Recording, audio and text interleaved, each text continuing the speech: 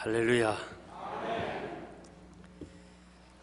부활주의를 맞이해서 주님의 부활이 여러분의 부활이 되기를 축복합니다.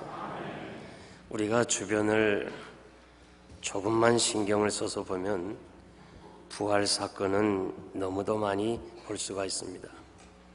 겨울 동안 죽었던 나무가지에 다시 움이 돋고 싹이 나고 꽃이 피고 열매를 맺게 됩니다.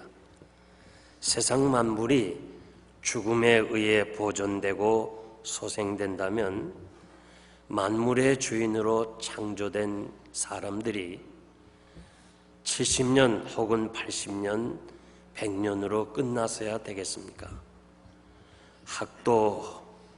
새인 학도 500년, 1000년을 살고 거북이도 1000년을 산다고 합니다. 감람산에 가보니까 감람나무가 예수님 당시에 있었던 나무라고 설명을 들었는데 나무도 수천 년을 사는데 만물의 영장인 사람이 70년으로 80년으로 끝나면 되겠습니까? 육신은 잠깐 죽음이라는 이 단어를 빌려서 잠깐 쉬지만은 영혼은 영원한 것입니다. 영혼은 결코 죽지 아니하고 영생 복락을 누릴 줄 믿습니다. 본문 말씀은 나사로가 죽어서 나흘이 된 후에 주님이 찾아오셔서 너희들에게 위로의 말씀을 전해주시고 나사로가 죽었는데 다시 살리신 사건의 내용입니다. 물론 나사로가 살아났지만 또 죽었어요.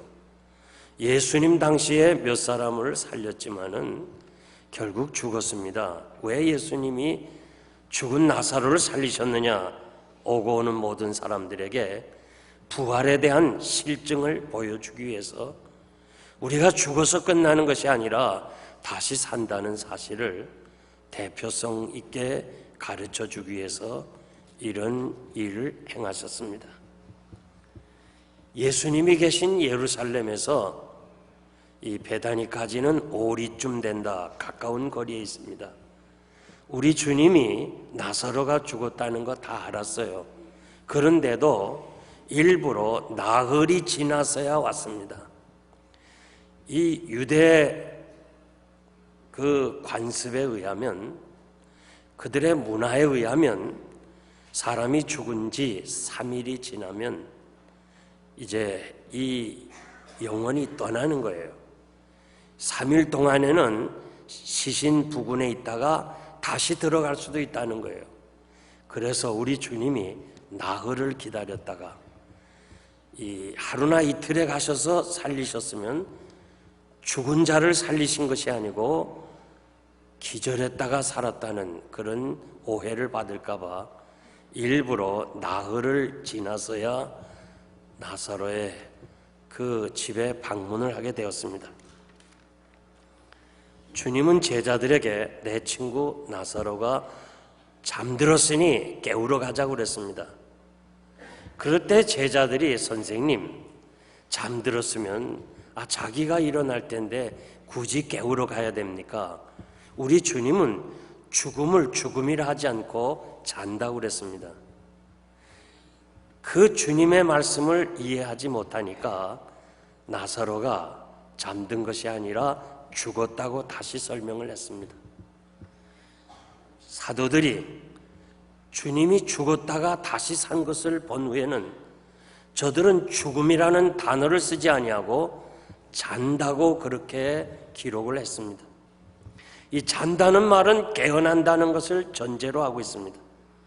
죽음으로 슬퍼하는 마르다에게 내 오라비가 다시 살리라는 말씀에 아멘 했어야 되는데 그는 마지막 날에 다시 살 것은 내가 압니다.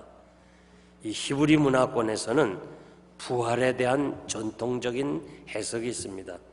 마지막 날에 다 부활한다는 것도 저들이 일반 상식으로 알고 있습니다. 마치 우리가 사도신경을 고백합니다. 영원히 사는 것을 믿사오며 영원히 사는 것을 믿사오며 고백했지만은 사실은 우리가 고백하고 삶은 따로따로 노는 것과 마찬가지로 저들도 마르다도 그렇게 알고 있는 정도였습니다. 이 부활의 확신이 없는 마르다에게 나는 부활이요 생명이니 나를 믿는 자는 영원히 죽지 아니하리라, 이것을 내가 믿느냐 다시 가르쳐 줄 때 내가 믿나이다, 그렇게 고백을 했습니다.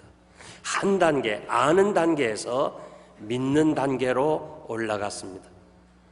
마가복음 9장에 보면 귀신 들린 아들을 가진 아버지가 예수님에게 찾아와셔서 할 수 있거든 내 아들을 좀 고쳐주세요. 할 수 있거든, 이 말에 우리 주님이 할 수 있거든이 무슨 말이냐? 믿는 자에게는 능치 못함이 없느니라. 아들의 병이 낫는 것은 내 능력이 아니고 내 믿음이라 하시면서 믿는 자에게 능치 못함이 없다고 했습니다. 이 소식을 듣고 내가 믿나이다, 할 수 있거든, 이 자리에서 믿나이다라고 넘어올 때 그 아들의 병이 나은 것을 우리는 성경을 통해서 잘 알 수 있습니다. 나는 오늘 부활주의를 맞이하면서 이 아는 단계에서 한 단계 변화의 과정, 내가 믿나이다라고 하는 이러한 단계로 나아가시기를 바랍니다. 사도행전 17장에 보면 아덴에서 바울은 예수 그리스도의 죽으심과 부활을 전할 때에 그 메시지를 들은 사람이 세 부류로 나눴습니다. 첫째 사람은 조롱을 했다고 그랬습니다. 죽었으면 다 그만이지 무슨 죽은 자가 다시 살아나나. 듣지를 않았습니다. 희롱을 했습니다. 베드로후서 3장에 보니까 베드로는 말세에 주의 재림을 증거할 때 사람들이 조롱했다고 그랬습니다. 지금도 우리 주변에서 주의 재림과 그리고 주의 부활을 얘기할 때 조롱하는 사람이 있습니다. 믿어질 수가 없는 거예요. 두 번째 부류의 사람은 지금은 아니다. 지금은 내가 아직 결정할 수가 없으니 다음에 하겠다. 다시 나중에 들어보고 결정하겠다. 연기하는 사람입니다. 지금도 이 부활주의를 맞이하면서 부활에 대한 말씀을 들으면서 아직은 아니다, 아직은 내가 믿을 수 없다, 아마 여러분 속으로 그렇게 얘기하고 생각하는 사람도 있을 것입니다. 다른 것은 미루어도 좋은데 부활신앙은 미루어서는 안 됩니다. 왜냐하면 내일 일을 우리가 알지 못하기 때문에 그렇습니다. 얼마 전이 독일 비행기가 추락한 거 여러분 잘 알죠? 결국 조사해 보니까 부조종사가 자살하기 위해서 동반 자살을 했어요. 자살하려면 자기 혼자 하지 왜 그렇게 많은 사람은 같이 자살합니까? 너무도 세상이 무서워요. 정말 내일 일을 미룰 수가 없어요. 야고보는 인생은 아침 안개와 같다. 안개가 잠시 있다가 없어지는 거예요. 우리가 70년, 100년을 살아도 우리 인생의 삶의 길이는 비석의 길이와 같은 거예요. 짧은 거예요. 내일까지 다음에 생각한다는 건 주제넘는 생각이에요. 내일은 우리 날이 아니에요. 하나님께서 내일 주시면 살겠거니와 오늘 우리밖에, 오늘이라는 이 날이 여러분의 날인 줄 믿습니다. 몇 사람만 사도 바울의 말씀을 듣고 믿었다고 그랬습니다.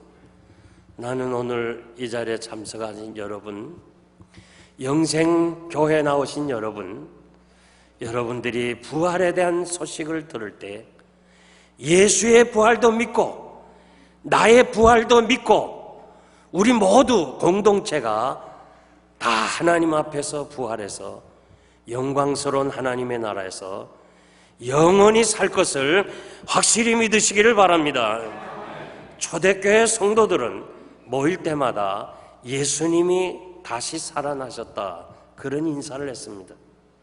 왜냐하면 예수님을 직접 본 사도들이, 직접 만난 사도들이 이제 한 사람씩 한 사람씩 세상을 떠나 순교의 길을 갔습니다. 그래서 결국은 그 사도들에게 배웠던 그 확신을 또 다른 사람들에게 알려주었어요. 예수님이 다시 살아나셨습니다. 그들은 보지 못했습니다. 그러나 사도들을 통해서 들었습니다. 예수님이 다시 살아나셨다는 소식을 들으면서 그것이 힘이 되고 그것이 순교의 길을 가게 되었습니다. 많은 사람들이 감옥에도 가고 사자의 밥이 되고 그 어려운 환난에도 신앙을 지켰던 것이 뭐냐? 성도들이 격려해 줬던 예수님이 다시 살아났다는 이 격려가 저들로 하여금 그 악한 세상에서 믿음 잃지 아니하고 끝까지 승리할 수가 있었습니다. 이 부활주일 아침에 우리가 정말 사랑하는 마음으로 같이 우리가 천국에 갈 수 있는 그런 간절한 마음으로 양옆에 계신 분들에게 예수님이 다시 살아나셨습니다, 좀 격려 인사 좀 해주세요. 예수님이 다시 살아나셨습니다. 이 부활신앙이 여러분의 심령 위에 생명이 되고 소망이 되고 힘이 될 수 있도록 성령께서 역사하시기를 축복합니다. 예수님의 부활은 우리 믿는 사람에게 금덩어리처럼 가치가 있어요. 정말 금덩어리처럼 가치. 예수의 부활이 없더라면 우리가 어떻게 신앙생활 하겠어요? 이 금덩어리 같이 가치 있는데 이것이 금덩어리로 숨겨놔두면 아무런 현실의 가치가 없어요. 여러분들이 지금 금괴를 그냥 쌓아둬도요, 이것이 현찰로 바꿔지지 않으면 어떡하겠어요? 아무리 금괴를 가지고 있다 할지라도 그것이 주화로 바꾸거나 현찰로 바꿔서 그걸 써야지 가치가 있지, 쓰지 않고 그냥 묻어두면 금괴를 가지고도 가난하게 살 뿐이에요. 이 금의 가치, 금덩어리 같은 이 예수의 부활이 여러분에게 살이 되고 피가 되고 소망이 되고 확신이 되고 삶의 밑거름이 되기를 바랍니다. 그러기 위해서 이 부활을 믿느냐 하는 말씀, 이 말씀을 가지고 세 가지 부활에 대한 확신 가지기 위해서 말씀드리는데, 첫째로 부활은 역사적 사실입니다. 고린도전서 15장 3절 보니까 성경대로 그리스도께서 우리 죄를 위하여 죽으시고 장사 지는 배 되었다가 성경대로 사흘 만에 다시 살아나셨다. 꾸며낸 얘기가 아닙니다. 환상이 아닙니다. 오늘도 겉으로는 부활을 믿는 것 같지만은 속으로 예수의 부활을 믿지 못하는 신학자들, 목사들이 많아요. 다른 것은 몰라도 여러분, 목사가 부활을 믿는 그 신앙의 지도를 받는 거, 이거 하나만 가지고도 행복해야 돼요. 겉으로는 뭐 부활을 얘기하지만, 부활주일에 뭐 부활에 대해서 언급하지만은 믿지 않는 목사님들이 많아요. 옥스퍼드 대학의 역사학 교수인 토마스 아놀드는 자신이 역사를 모든 것을 연구하고 그리고 모든 문헌을 조사해 보는데 이 역사적 사건 중에서 예수가 죽었다가 살아난 것, 이것만큼 확실한 건 없다고 대답했어요. 모든 역사의 과정을 면밀히 연구하고 검토해 본 결과 예수의 부활 사건만큼 역사적 사건인 것은 없었다고 그렇게 기록을 했습니다. 주님의 제자들만 본 거 아닙니다. 500여 형제가 일시에 같이 보았어요. 만약에 소수만 보았다면 환상으로 이해할 수 있어요. 오늘 우리가 여기에 모인 500여 명이 넘는 여러분들이 일시에 같이 보았다는데 환상으로 볼 수 있어요? 여기서 한두 사람이나 10사람이 보았다면 믿을 수 없지만 우리 모두가 다 동시에 보았는데 어떻게 환상이라고 그렇게 얘기할 수 있어요? 또 다른 사건은 예수님의 제자들이 예수님이 십자가에 죽으실 때 저들은 두려워하고 무서워하고 낙심하고 좌절하고 의심했어요. 체념을 했어요. 숨었어요. 그런데 주님이 부활하시고 만나주시고는 담대해지고 글쎄 공의 앞에서도 담대하게 복음을 전할 뿐만 아니라 생명을 내놓았어요. 우리는 사도들의 변화를 통해서 부활의 역사적 사실을 인정할 수밖에 없어요. 무엇보다도 사울이 변하여 바울이 된 사건, 예수 믿는 사람을 잡아 죽이려고 가던 사람이 예수 그리스도를 증거하게 됐다는 것은 그가 다메섹에서 부활하신 주님을 만났기 때문에 변화됐지, 그렇지 않고는 변화할 수가 없잖아요. 다른 건 몰라도 사울이 변하여 바울이 된 이 사실만 가지고도 우리는 예수 그리스도의 그 부활을 인정할 수밖에 없어요. 유대 역사가 요세푸스, 그는 나중에 로마에 항복하고 로마의 문필가가 되었는데 그가 유대 고대사를 기록했는데 AD 93년에 그러니까 최초의 문헌과 같은데 우리 주님이 AD 30년, 35, 6년에 이렇게 세상을 떠나셨는데 AD 90년에 이 역사가 요세푸스의 기록에 보니까 예수에 대한 글이 한 부분을 차지했어요.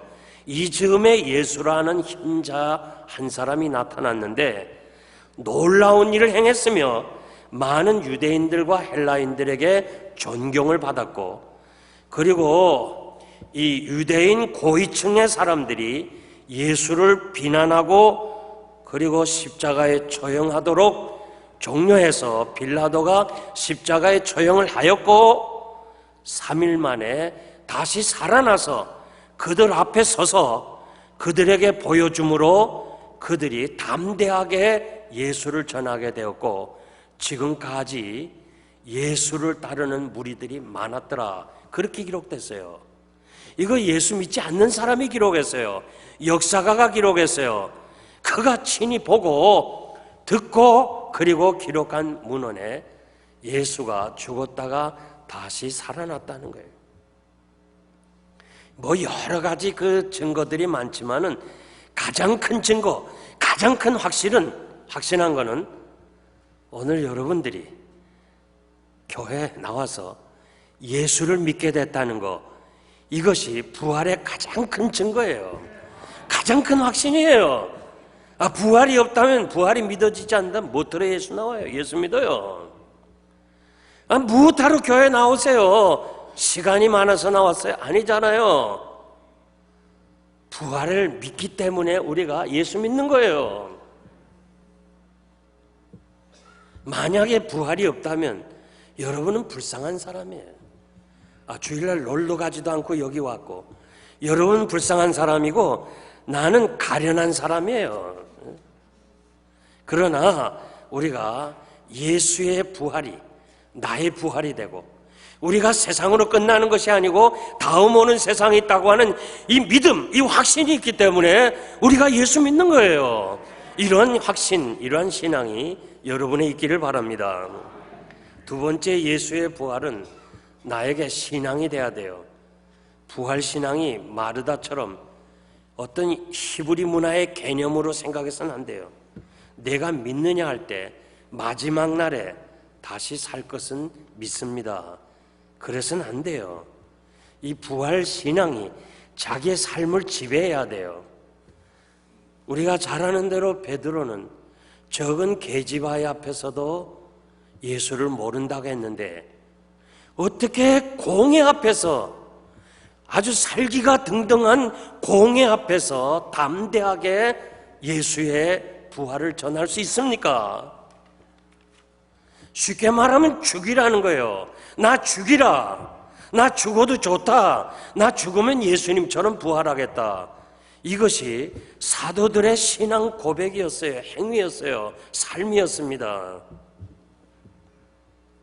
초대교회 성도들이 어떻게 자기 집과 자기 재산을 팔아서 사도들의 발밑에 두어서 처음으로 개종한 사람들, 직업을 잃어버린 사람들에게 나누어 주라 그랬겠어요.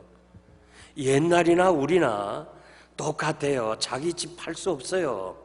자기 집, 자기 밭을 팔아서 내놓을 수 없어요. 전 재산을 내놓을 수 없어요. 이 아름다운 관계가 어떻게 형성이 됐어요? 예수 부활, 이것이 자기의 신앙이 되고 자신에게 소망이 되었기 때문에 그렇습니다. 오늘 공산주의자들이 서로 같이 나눠 먹자, 이 초대교회대로 하려고 했는데 되었어요? 안 돼요. 인간의 선한 마음 가지고는 안 돼요. 오늘 부활주일이 예수 그리스도의 부활을 기념하는 날이 돼서는 안 돼. 그냥 1년에 한 번씩 주님의 부활을 아는 정도로 돼서는 안 돼요. 이 마르다처럼 믿나이다 하는 이 단계에서도 안 돼요. 진짜 이 예수의 부활이 나의 부활이 돼야 되고, 나와 관계가 돼야 되고, 예수의 부활이 나의 삶을 지배해야 돼요. 나의 생각을 지배해야 돼요. 그래야 그 신앙 가지고 이 험한 세상을 이겨나갈 줄 믿습니다. 우리 주님이 부활하셔서 제자들에게 너에게 평강이 있을지어다, 이거는 단순한 인사가 아니에요.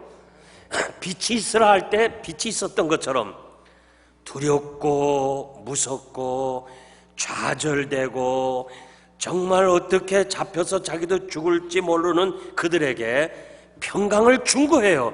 두려움을 완전히 몰아내고 이제 예수님이 주시는 평강, 뭐든지 할 수 있는 이 능력을 주셨기 때문에 저들은 하루 먼저 죽으면 하루 먼저 하나님 나라에 간다, 이 확신이 있었기 때문에 두려움에서 자유를 얻고 담대하게 복음을 전했던 것입니다. 여러분, 우리의 신앙이 이 마르다처럼 그냥 내가 믿나이다 여기에 머물르면 안 돼요. 부활신앙이 확신을 가져야 돼요. 확신을 가져야 돼요. 마르다는 아나이다에서부터 믿나이다로 한 단계는 올라갔어요. 그러나 확신은 없었어요. 확신. 그 이유를 39절에 보니까 예수님이 나사로의 무덤에 가서 돌을 옮겨 놓으라 할 때 마르다가 뭐라고 그래요? 내 어러비가 살 것이라고 그랬어요. 주여 그러하외다, 믿습니다 해놓고도 뭐라고 그래요? 선생님, 죽은 지 나흘이 됐습니다. 이미 썩어 냄새가 났습니다. 하지 마세요. 이것이 우리들의 신앙 고백이에요. 안다고 알고 성경을 통해서 안다 하면서 믿는다 하면서도 확신이 없어요. 확신이. 이 확신이 중요한 거예요. 예수님이 돌을 옮겨 놓으라면 아멘하고 돌을 옮겨 놓고 냄새가 나고 나흘이 돼서 완전히 썩었지만은 살리실 거라는 확신이 있어야 되는데 그 확신이 우리에게 없는 거예요. 저도 지난날 뒤돌아보면 어릴 때부터 예수를 믿었어요. 그리고 변계단 권사님 통해서 체험을 얻었어요. 그리고 그 어려운 정말 힘든 사당동 산골짜기를 7년을 다녔어요. 왜? 보수신앙이 좋아서. 너무너무 힘들었어요. 그리고 미국에 와서 이 개척하면서 11년 반 동안 웨스트민스터 신학교를 다녔어요. 왜요? 보수신앙이 좋아서. 그런데 다 믿었어요. 성경 하나도 의심 없어요. 그러나 확신이 없는 게 확신. 솔직한 고백에 확신. 그런데 이 교회를 건축하면서 11년 반 동안 하나님이 살아계신다, 하나님이 살아계신다는 이 확신을 가지니까 담대해지는 거예요. 담대해져요. 아무도 의식하지 않아요. 무서워하지 않아요.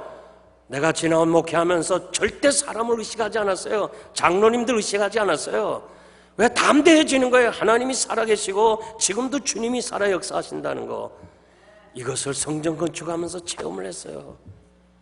나는 여러분들이 이 확신을 가지시기를 바랍니다. 그냥 믿는다고 하는 입술로 고백을 끝나면 안 돼요. 우리 주님이 나사로야 나오라 부르실 때 그는 수족을 배로 메인 채 얼굴을 수건을 싸고 나오더라고 그랬어요. 이스라엘 사람들의 장례나 한국 사람들의 장례가 비슷해요. 제가 한국에 있을 때 염을 많이 했어요. 똑같이 몸을 배로 묶었어요. 얼굴을 가렸어요. 마지막 날에 요한복음 5장 28절 29절 보니까 무덤 속에 있는 자가 다 그의 음성을 들을 때가 오나니, 주님의 음성을 들을 때가 온다는 거예요. 주님의 음성을 들을 때가 오는데 선한 일을 하는 자는 생명의 부활로, 악한 일을 한 자는 심판의 부활로 나오리라고 그랬어요. 이 사실을 우리 주님께서 샘플로 보여주기 위해서 나사로야 나오라고 그랬어요. 만약에 주님이 죽은 무덤들을 향해서 나오라 했으면은 아마 수십 명이 나왔을 거예요. 수백 명이 나오면 어떡하겠어요? 한 사람 나사로야 이름을 불러서 나오라고 그랬어요. 오늘 이 사건을 보면서 영광의 날에, 주의 재림의 날에 나오라 할 때는 우리가 다 나가서 생명의 부활로 주와 함께 영생복락을 누릴 줄 믿습니다. 이 부활신앙이 여러분에게 힘이 되고 피가 되고 소망이 되고 활력이 되기를 바랍니다. 마지막으로 예수님의 부활을 증거해야 됩니다. 나사로의 사건이 예루살렘에서 오리밖에 안 됐기 때문에 모든 사람들에게 이 소식을 전파되며 예수의 부활이 증거되므로 많은 유대인들이 믿었다고 기록하고 있습니다. 예수 부활에 대해서 믿고 내 소망만 되면 안 돼요. 정말 예수의 부활을 믿는다면, 그리고 나의 부활을 믿는다면 나도 주님의 제자들처럼 이 사실을 여러분들이 전해 주어야 될 줄 믿습니다. 번데기에서 나비가 된 후에는 어떻게 돼요? 창공을 나르잖아요. 예수의 부활을 믿는다면 우리가 너무 땅의 것만, 여기만 애정을 가지지 말고 믿음의 날개를 펴고 세계를 가슴에 품고 복음을 전하는 하나님의 사람들이 되시기를 바랍니다. 혈관 속에 투입된 철분이 혈액에 힘을 주고 생명력을 일으키는 것처럼 이 부활신앙이 이 험한 세상에서, 어렵고 힘든 세상에서 여러분에게 활력이 되고 소망이 되고 힘이 되고 능력이 되기를 주님의 이름으로 축복합니다. 부활신앙을 소유한 사람은 가난한 자 같으나 실상은 부유한 자, 참으로 근심하는 자 같으나 항상 기뻐, 무명한 자 같으나 유명한 자라고 그랬습니다. 부활을 믿지 못한다면 누가 선교하겠어요? 누가 전도하겠어요? 저는 양화진에 가본 적이 있습니다. 마포짝에 있는데 한번 여러분들이 한국을 방문하면 가보십시오. 양화진에 선교사님들의 묘지가 있어요. 그런데 그 아래쪽에 비석이 조그만 것들이 쭉 나열됐어요. 가보니까 선교사님의 자녀들이에요. 태어난 지 8개월, 태어난 지 1년, 2년 만에 세상을 떠난 아이들이에요. 당시에 풍토병으로 열악한 한국 사회가 그 아이들을 병들게 하고 죽이게 한 거예요. 자식을 죽으면 가슴에 묻는다 했는데 그 선교사님들이 얼마나 마음이 아팠겠어요. 무지몽매한 한국 사람에게 복음을 전하는데 저들이 받아들이지 않지만은 그래도 예수의 부활에 대한 사실을 증거하면서 자기의 생명을 내놓고 자식들이 열악한 사회에서 죽어갈 때 그 심령이 얼마나 힘들었겠는가. 우리는 복음의 빛을 진 사람이에요. 그 사람들이 그렇게 복음을 전했기 때문에 오늘 우리가 예수 믿고 하나님의 자녀가 되고 부활의 소망을 가지고 살 수 있는 거예요. 한국의 최초로 복음을 전한 아펜젤러, 그는 부활주일 아침에 인천에 상륙했고, 그리고 우리에게 복음을 전하고 군산에 가서 복음을 전하다가 군산 항구에서 배가 부딪히는 바람에, 안개 때문에 배가 부딪히는 바람에 그만 한국인 전도사를 살리기 위해서 그가 생명을 버렸어요. 지금도 그는 군산 앞바다에 그 시신이 있는 거예요. 우리는 복음의 빛을 진 사람이에요. 진정 여러분들이 예수 그리스도의 부활을 믿는다면 이것이 나의 소망이 되고, 그리고 내가 더 다른 사람에게 이 복음을 전해주시는 복음의 증인자들이 되시기를 바랍니다. 이제 제가 말씀을 맺겠습니다. 우리가 한국 6.25 때 인천 상륙작전은 북한의 힘을 꺾고 유엔군이 힘을 얻는 기회가 된 거 여러분 잘 알아요. 2차 대전 때 독일이 힘을 잃은 것은 노르망디 작전이었어요. 이 노르망디 작전에 프랑스 서부 해안인데 연합군이 이리로 상륙한다는 정보를 얻은 롬멜 장군, 독일의 유명한 장군이죠. 경계태세를 갖췄어요.